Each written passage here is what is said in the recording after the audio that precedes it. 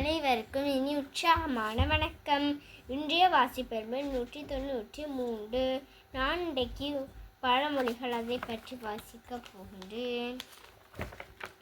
உணவும் மருந்தும் ஒன்றே. படுக்கை காவி படுக்கையில் தள்ளும். சுத்தமான காற்று மருந்துக்கு சமமாகும். பசிக்காக சாப்பிடு, ருசிக்காக சாப்பிடாதே. சூரியன் ஒளிபடாத இடத்திற்கு வைத்தியர் வருவார். எலி அழுதால் பூனை விடுமா? சோழியன் குடுமி சும்மா ஆடாது. நாய்க்கு வேலையும் இல்லை, நிற்க நேரமும் இல்லை.